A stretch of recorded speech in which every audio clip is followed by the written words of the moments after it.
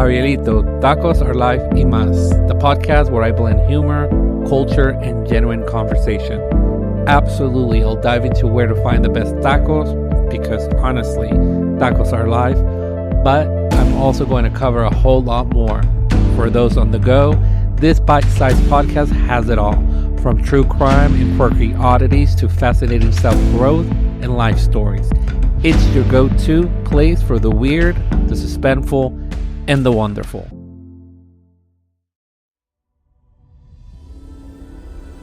Hola mis taco detectives, welcome back to Javierito, Tacos Are Life y Más, the Friday's episode where we chew on life's biggest mysteries, usually with a side of wok or a taco or two.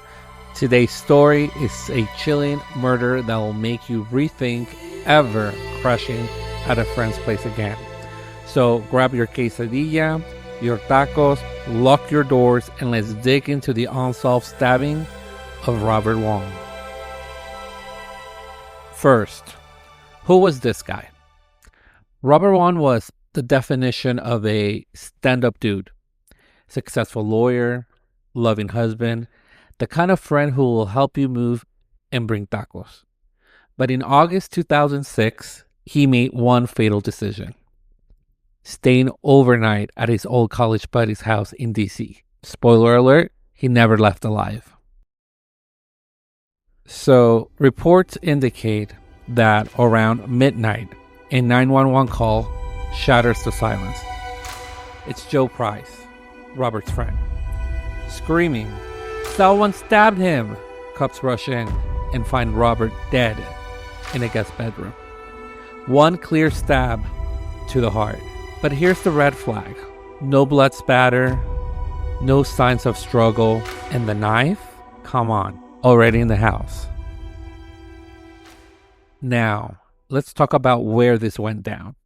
Joe lived there with his partner, Victor Zaborsky, and their roommate, Dylan Ward.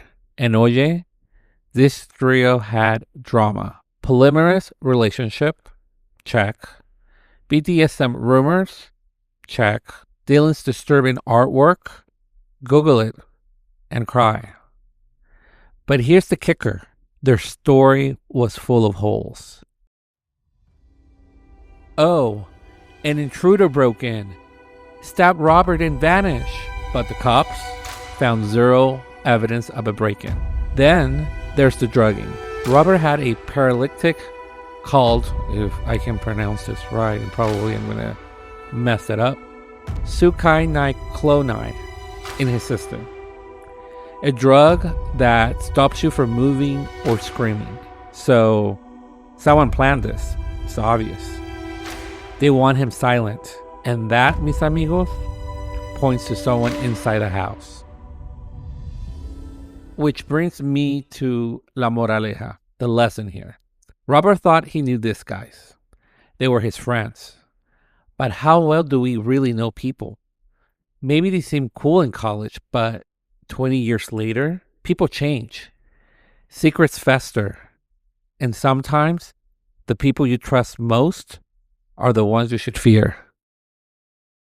So, mis amigos, be vigilant. If something feels off, a weird vibe, a too perfect alibi, a roommate who paints nightmare fuel, listen to that gut and maybe just get a hotel.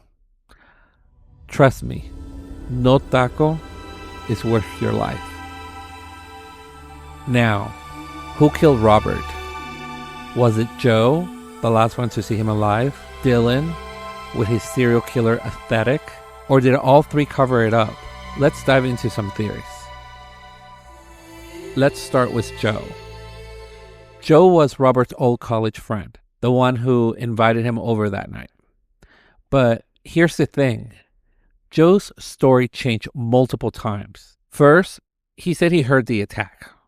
Then, he said he found Robert. And get this, his 911 call?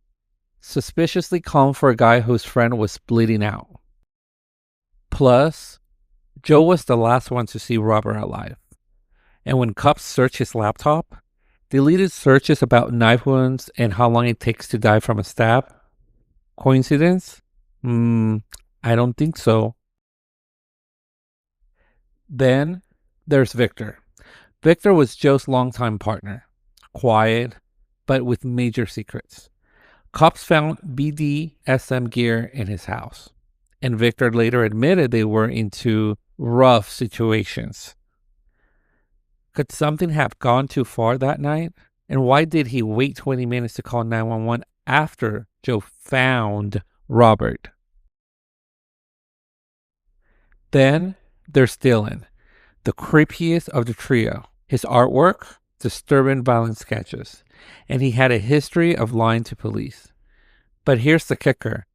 Dylan wasn't even home when Robert was killed, or was he? Some think he snuck in, did it, and dipped, but with no hard evidence, nada. Now get this. The craziest part, no one's been convicted. The case is still cold as mi taco.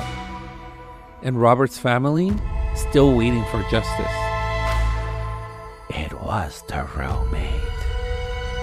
The darkest theory, all three were involved. Maybe Robert knew too much about their lifestyle, their secrets, so they silenced him permanently.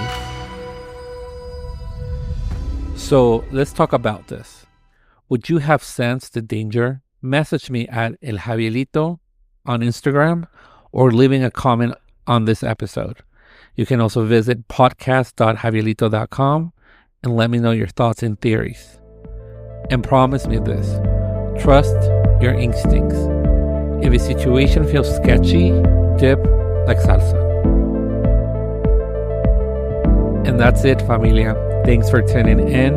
And don't forget to subscribe, rate, and review the podcast by visiting podcast.javielito.com or within your platform as well in this episode. Until next time, stay curious, stay safe, and remember, life is a taco. Savor every bite. Hasta luego.